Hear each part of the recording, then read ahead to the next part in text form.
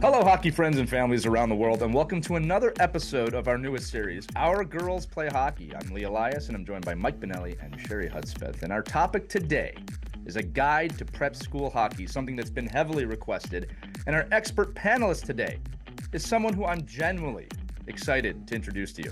She is an Olympic and world champion as a forward for Team USA. She won the 2012 Patty Kazmaier Award while playing for the University of Wisconsin, recognizing the best female ice hockey player in NCAA Division I.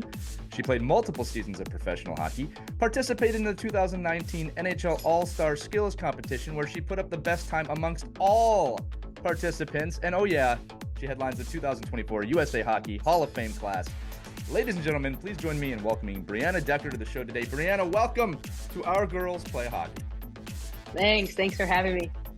Thank you for being here. First and foremost, we want to give you a huge congratulations on being inducted in the USA Hockey Hall of Fame. It's such an honor. Have you had any time to process that yet? No, not too much time. I mean, obviously I'm super busy right now getting our season started at Shattuck, but I will say the last when it was announced last week, it was a nice couple of days. Just had a lot of people reach out, and so grateful for all those people who supported me throughout my career and all of that. And it's just nice to hear from people I haven't heard from in a long time. I can hear you starting to practice the speech in that. And I'm not going to lie. We were what perfect timing for us recording this podcast. That happened. I'm like, that was fun for us. But no, honestly, we were happy to have you for every single reason I said in the open here. And I didn't get a chance to say it in the open because your biography is so wonderful. But Brianna is also the associate head coach for the Shattuck-St. Mary's girls prep team, which is one of, if not the most elite programs in the country. You're also an assistant coach for the USA U18 women's team. So we're in good company here when it comes to the topic today. I want to make sure that I set this up for Sherry before we dive into the next question. So Sherry, that should set you up pretty nicely to go where we want to go here. Yeah, Brianna, thank you for being here. For those that don't know, Shattuck-St. Mary's, absolute hockey powerhouse, very good school academically. A lot of our listeners are interested in prep school hockey. So if you could talk a little bit about what age should players start considering prep school, and parents, like, is it they coming grade 7, grade 8, or they just coming to finish one varsity year before going off to college? Talk a little bit about, do we reach out to a coach? Do we reach out to admissions? How do we get in the college or the prep school pathway? Yeah, absolutely. So basically how the process does first start off is we have kids reach out to us, families reach out to us. We don't reach out to families during the season, simply because out of respect for other programs and other teams around the nation. I think it's just, we don't poach kids from programs. It's just not how we do things around here. We obviously have style of integrity that we hold ourselves to. And so we have kids who will reach out anywhere from, 7th, 8th graders, all the way through high school. So we'll obviously get some kids as juniors or seniors or sometimes post-grads who need an extra year before they go to college. And so really from an age standpoint, we get a huge variety. Obviously, if we can have kids who come in as freshmen and, go 4 years through our program, I would say that's where they get the most development, just because they see and hear from different coaches, but then also those expectations just rise higher and higher every year going through our program. But we usually will go out and we'll see kids in the off season, whether it's the after nationals in the spring or throughout the summer. We'll go to a few showcases here and there, and those kind of vary, whether it's East Coast, West Coast, Chicago area as well. We'll go and watch kids play and get on that recruiting a little bit. But like I said, once the season starts, like, we're done with that process of recruiting, unless kids reach out to us and say that they're interested in coming to our school or coming to visit. Then, once kids reach out to us, which this is, I guess, what's the one thing that, a lot of people don't realize, they're like waiting to hear from us. And it's like, no, you need to reach out. You can inquire online to our hockey program. Once the inquiry is filled out, then we will connect with them via phone or email to try to set up a visit. Or if we see video and we're interested as well, that usually helps with our recruiting process quite a bit. Yeah, we've done a couple of episodes now. One of the episodes we've had is the path to college athletics, and obviously, this is that step before that. And we've talked about, what the priority is on academics, majors and how, especially in the women's game, what they're looking for to, further their career. Can you just talk a little bit about, you know, how does that work for girls getting into Shattuck? Because and maybe it's based off of what year they're coming in and what year they want to come in. But the difference between, how much is that academic piece a part of the recruitment process, and also how much is the academic piece a part of your ability to get them recruited for that next Yeah. level? Yeah, for sure. So like kids, like to get into our school, it's not too challenging. You got to obviously apply, and you have to have good grades and be a good student where you are coming from. I mean, I always joke around about it. It's like I was a hard worker in school, but I wasn't the brightest crayon in the box, and so I just made sure that I like it was working hard to get my good grades, and I was able to get in here. But the biggest thing like for the reason Shattuck helps out a lot of players is because it's an all-in-one, so it is that college feel. Like prep schools feel like, okay, they're a school with a hockey program. They're not a hockey program that now is attaching themselves to a school, which is more of the academy lifestyle. And so that's the difference between a prep school and an academy.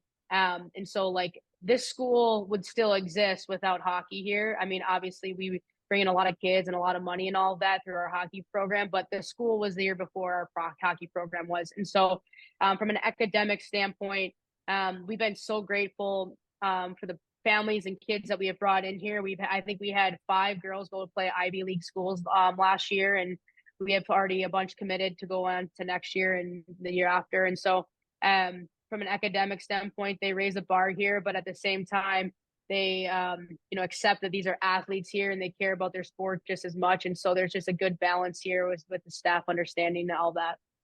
Yeah. So just to follow up on that really quickly, is there like a red flag for you as a recruiter though, if the student and the parent never talk about academics, especially on the women's side, right? Because I think we've had these conversations with the growth of women's hockey and professional hockey and the chances to play after minor hockey or unpaid hockey. But but we're still in a place where the primary reason to go to Shattuck-St. Mary's is to go to college and Yeah. and So play. yeah, no, I think it's not a red flag for us to have kids come in and be like, they only care about our hockey program. They don't care about school. I mean, we do emphasize that like school matters. You have to have good grades. I mean, our grades get posted every Friday. And if your grades aren't where they need to be, it's like, you got to get them up. You have study hall, you have all these expectations, in order to play.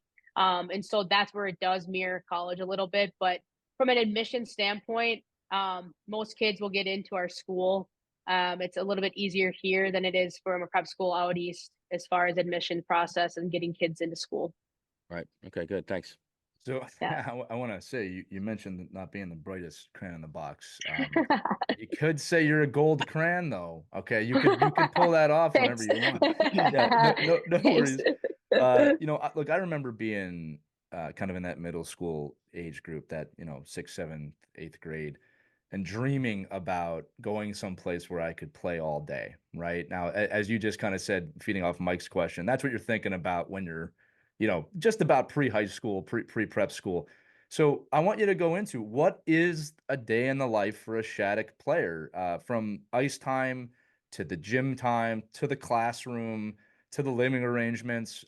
Really paint that picture, because I think it's both going to surprise some people, and I think it's also going to be really exciting for people. Yeah, absolutely. So, obviously, so we have eight hockey teams here. And we have a figure skating program. So we have Wow. two rinks, Yeah. which means that the ice is filled literally all day. So, the ice time and practice times are built into your into your school schedule. So for example, our U19 girls team and our girls prep team that I coach, they practice in the morning. So we have 6:50 practice to 8:05, and then but school starts at 8. Well, obviously the girls have to get changed and showered and get ready for school. So our two older girls programs have off first period, and then our girls U16 program will practice period 2, 3, and 4. And so by us practicing a little bit before school, it allows us to fit the 8 teams in to this daily schedule. So a lot of teams are going to school, coming to the rink for practice, lunch, and then going back to school. So it's built into your schedule every single day, which is super nice. And then on top of that, there's skill development sessions all through the day. So if you are a kid who has a period off, you can head up to the rink and get on the ice for a half hour for a skill session and then get back, get undressed, get back for class. And then our boys Bantam team practices after school, again, to make sure we can fit all the teams in the schedule. Are they required to play any other sports year round? I know some prep schools out east, like they play a fall sport, winter sport. Do they just play hockey there, or do you require them to play additional sports? So it used to be where we had to play a spring activity or spring sport. And so when I was here, I played lacrosse. Like literally just picked it up in high school. You Like, played okay, grass sweet, hockey. That's great. Yeah, basically, yeah. So I played Yeah. lacrosse, and then but no, it's no longer a requirement here. So in the springtime, we have our spring development program, which is all based on our strength conditioning, off ice hockey stuff. So not required here. I gotta say this, that and you didn't disappoint with that. Like 15-year-old me is like, man, I would love to get a schedule where hockey's on the schedule Yeah, in I'm my ready. day, but you've Ready also to given go. me a business idea. I'm going to start a job where it's actually mandatory that you play hockey at some Middle point of the during the day. day. Yeah, I love it will be that. slow, but it'll be fun. And Yeah. no, go ahead, Sherry. Yeah. So do you guys play in a league, or how do you guys find opponents? Like, how does your season schedule work? Do So kids play, it's like, one more question on to add on that? Do they yeah. just play for Shattuck, or do they play on a local travel team to go to showcases and stuff? Yeah, no, we're a tier 1 independent team. So it's all clubs. So we'll play any of those, like any mission, like Chicago Mission, BK Selects, Penn's Elite, Philly Flyers. Like so some of the teams are in a league. They're in the JWHL is what it's called, and that will be like the Flyers are in that, Naha's in that. And so we aren't a part of that simply because we're a club team in Minnesota, and the rest of Minnesota is they all play high school hockey, girls high school hockey. But our first 2 months of our season, September through October, we play the elite league teams in Minnesota, and so that's where you see girls high school hockey doesn't start till end of October, beginning of November. Like their high school season doesn't start till November, but those girls will play on basically teams that are put together, like some of the top top high school players together, kind of like a fall team per se, and they're the elite teams in the Midwest, in Minnesota, and that's who we play against throughout those first 2 months or so, and then that way, so that's like a before and after team for the high school teams. But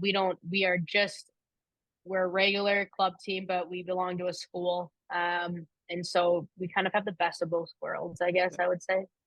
Yeah.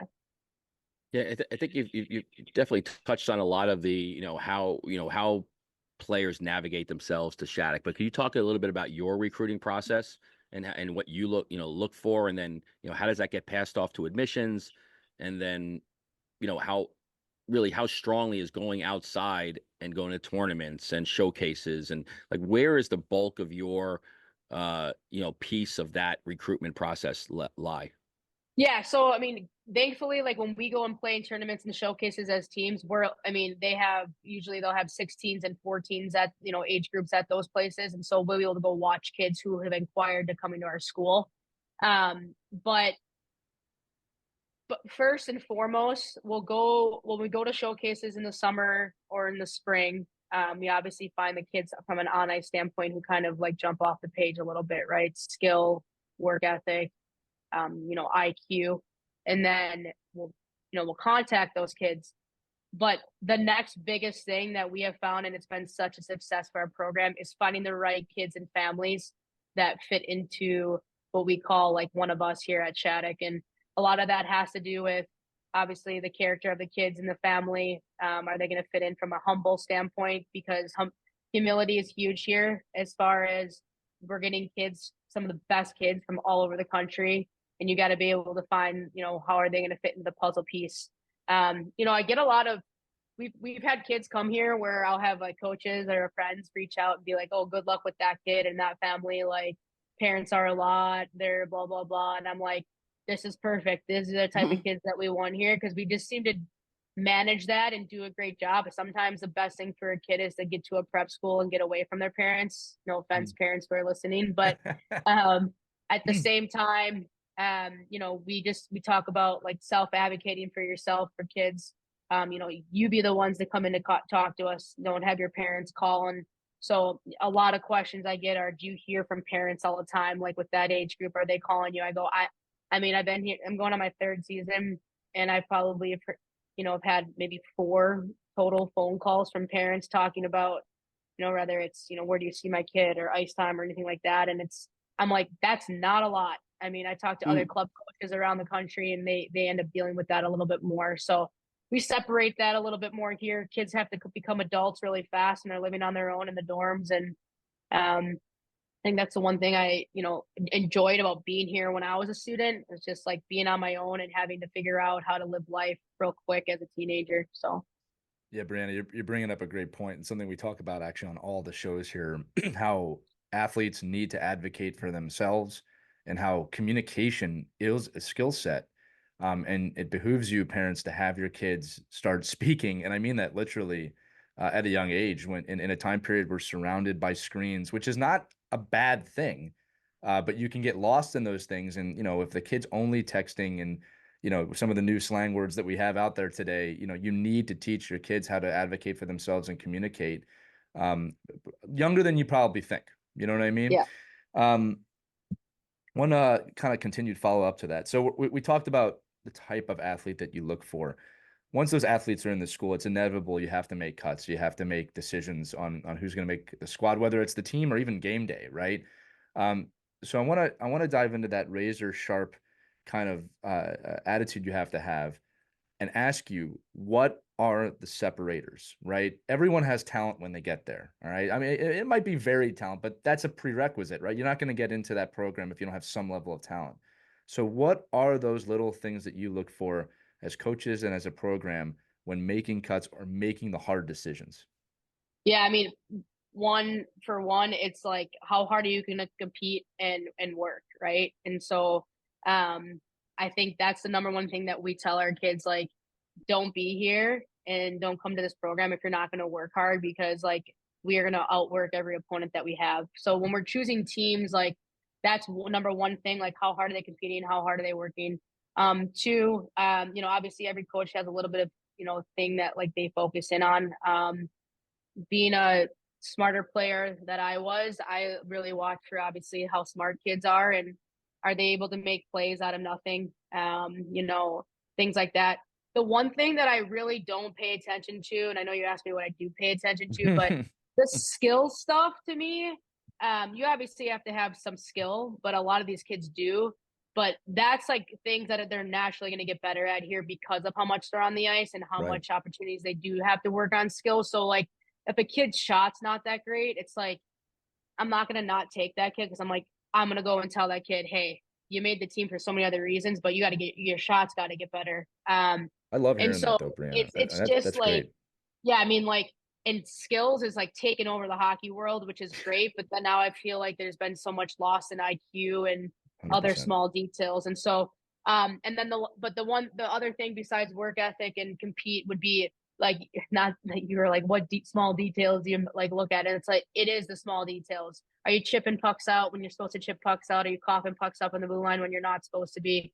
And are you winning those 50-50s in the corners? And so those small details of stick lifts and boxing out on defense, and then creating opportunity in the offensive zone and moving the puck quick. Like I just kind of look for that all around. But a lot of that stems from IQ and, recognizing how kids play is away from the puck rather than with the puck. I'm going to pull through a few threads on this. I love where you're going on this. First off, I love that you said what you said about skill, because it is far too much the focus.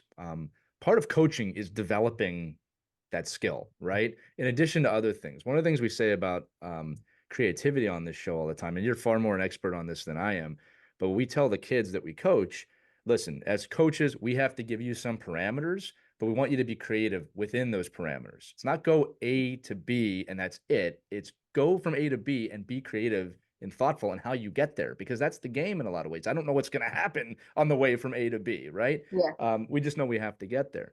So you talked about competitiveness, right?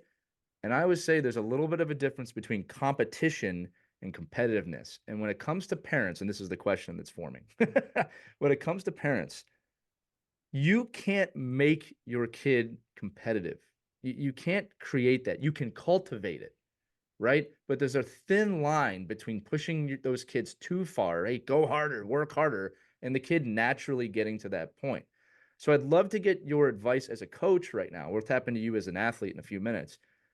How do parents even begin to approach that? They have a kid, a young girl, let's just say she's 8, loves the game, but she's not showing that maybe competitive fire yet. And a parent might listen to this and say, well, look, Brianna Decker says you got to be competitive, but really that you can't force that on a kid, right? So how do you cultivate competitiveness in a youth athlete? Yeah, I mean I only have one answer that I really go back to because I grew up with 3 brothers. And so There's like the answer. No, just kidding. thank God. So hey, if families can create that atmosphere, that'd be really helpful. You're asking a lot, Brianna. Yeah, that's probably too specific, but like for me, and I developed natural competitiveness by having brothers, but it's because my brothers were better than me.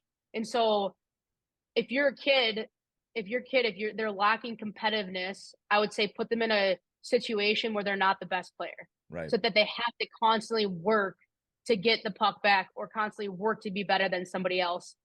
Because you're at some point, like, you know, you're gonna get sick of being beat as a player, right? Like if I'm constantly going up against somebody who's better than me and I'm like, oh my God, I'm like sick of getting beat, like then at some point I'm gonna like become more competitive to try to make sure I'm not getting beat every single battle. And Right. so Right. that'd be my suggestion. And like that is how you grow as an athlete, is by putting yourself in uncomfortable positions and be surrounded by players who are better than you.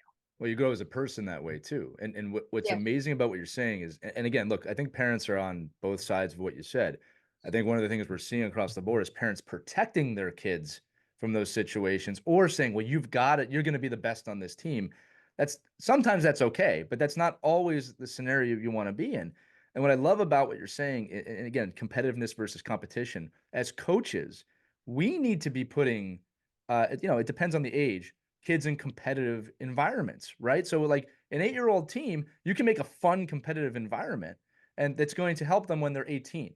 And I think we need to do a much better job as a tribe, right? As a village of helping kids do that. Mike, go ahead. Now, I was just going to say, because Brianna brings up a great point about just the competitiveness of a player and what it takes to achieve that success at a place like Shattuck-St. Mary's, right? And I think, but it's a great lesson for parents to see that if your son or daughter is in that situation and they can't ratchet up the competitiveness, that's just who they are.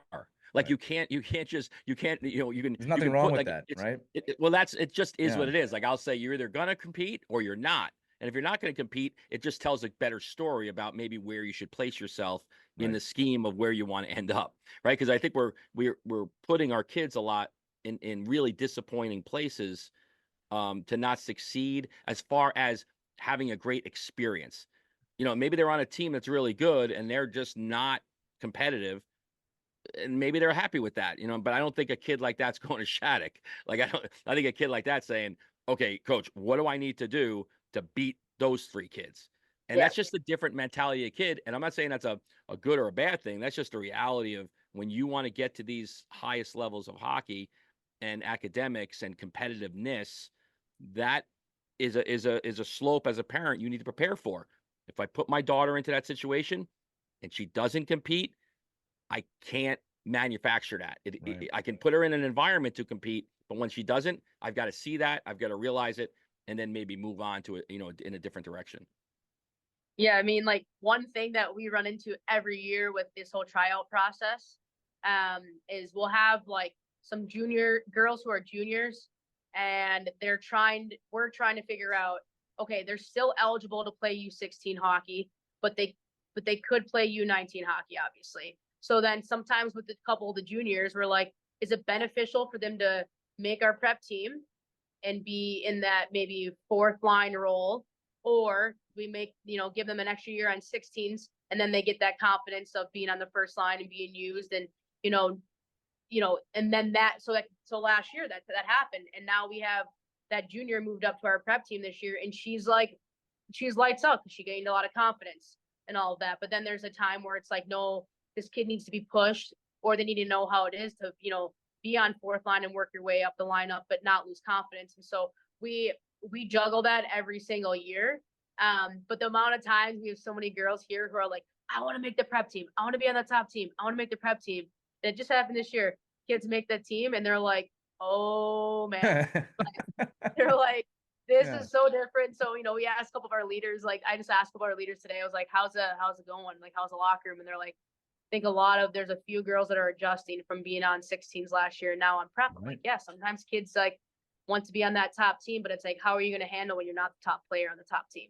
Right. Yeah, but I think that's one of the benefits from you, right? Is that you're looking at this from a 1,000 viewpoint, where a parent's looking at it from a very focused lens. Right. Like, no, my daughter needs to play on that top team. I did it with our prep school kids. We had a sophomore that was lights out, but we said, you know what? You're going to stay on the JV team, be the captain, be the power play lead, be the leader, and he became the captain his junior year anyway. Like he just blossomed into this player where I think if we would have put him in the locker room with seniors that he was better than already, he would have been just beaten down and probably physically and mentally, but just, he wouldn't have gotten a great opportunity to succeed because he never would have been able to really say what he wanted to say, because even the players that he was better than physically, he just didn't have the maturity to really step into that role. So I think it's a really cool way that you can look at each player individually, especially in your ecosystem, where you could say, okay, well, this player needs it, this player doesn't.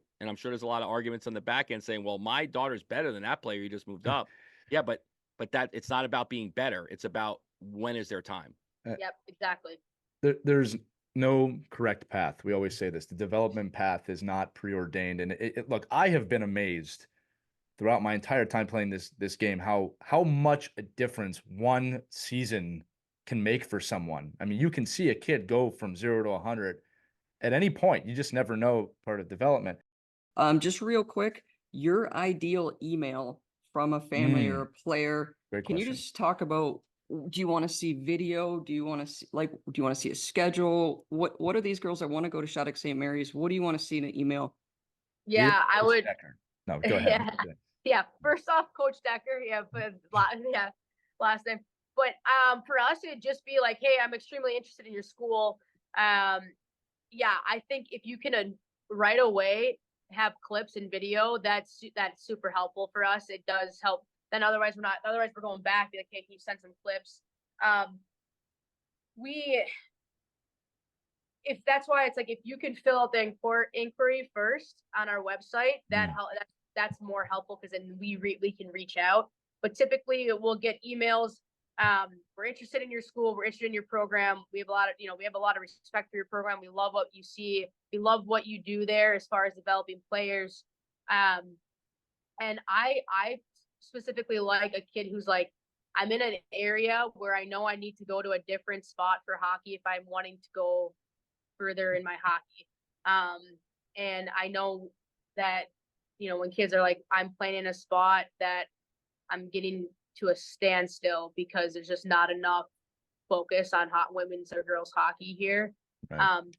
I always like those attract me because I'm like, this kid's asking, like they know where they are in their development and they need something more. So that's a green flag, I guess I would say, but it stands out to me just simply because I'm like, this kid we're perfect spot for a kid like that.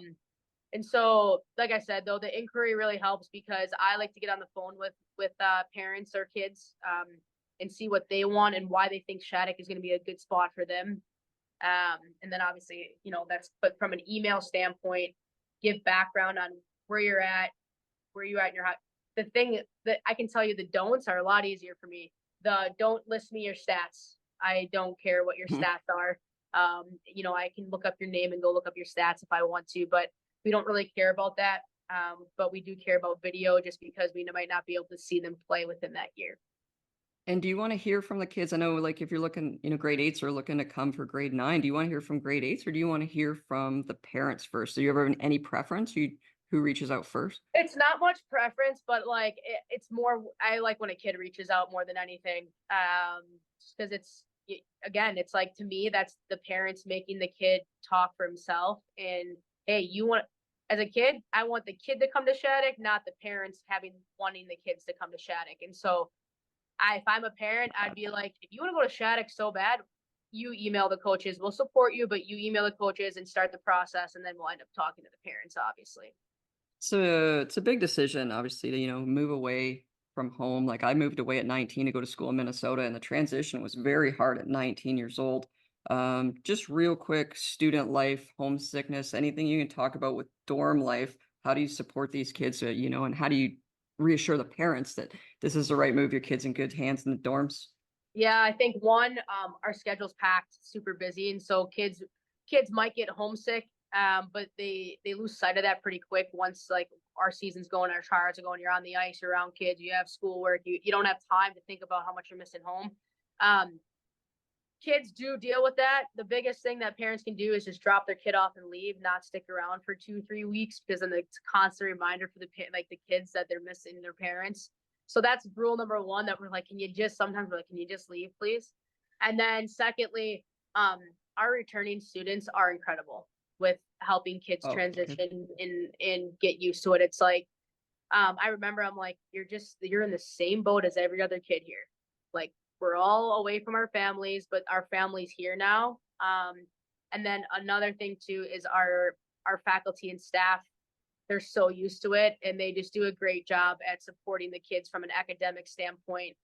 So a kid's not drowning in their schoolwork, and as much as we are their coaches, like, we act like their parents here and have to do what we can to support them in those things. And so we just challenge kids to come to us and come talk to us when things aren't going well. I'm like, I don't know if you're not doing well if you don't come to me and tell me you're not doing well. So it takes a village. Exactly. All of it. Mike, you got anything before we close this out? No, it's awesome. I think my suggestion would be, go look up Shattuck-St. Mary's. Their website has tons of information on there. Get some inquiries, ask some, take a look at the alumni list. And, just again, it's one of those things where it's not for everyone, but it sounds like you got a good handle on the type of player that succeeds there, and what kind of student athlete, is attracted to Shattuck. And I think, it's definitely worth a good opportunity to take a look, and I don't know, maybe visit in November, though. I don't know if I'd visit in January, but or summer camps. Summer camp. Summer camps, we have those all year, all summer. So. Well, she is the red, white, and blue and gold crayon in your crayon box. Brianna Decker joins us today. Thank you so much for your time and coming on Our Girls Play Hockey. Awesome. Thanks for having me, you guys. All right. Well, if you enjoyed this episode, guess what? This is only a part 1 of 2. Part 2 is coming out on the next episode of Our Kids Play Hockey, where we dive into Brianna's Olympic time period and the high level that she's played at. But that's going to do it for this edition of Our Girls Play Hockey. For Sherry Hudspeth, Mike Benelli, Brianna Decker, and me, Lee Elias. We will see you on the next episode of Our Girls Play Hockey. Thanks for listening, and make sure to check out the Ride to the Rink and the next Our Kids Play Hockey for more Brianna Decker. Take care, everybody. Skate on. We hope you enjoyed this edition of Our Kids Play Hockey. Make sure to like and subscribe right now if you found value wherever you're listening, whether it's a podcast network, a social media network, or our website, ourkidsplayhockey.com. Also, make sure to check out our children's book, When Hockey Stops, at whenhockeystops.com. It's a book that helps children deal with adversity in the game and in life. We're very proud of it. But thanks so much for listening to this edition of Our Kids Play Hockey, and we'll see you on the next episode.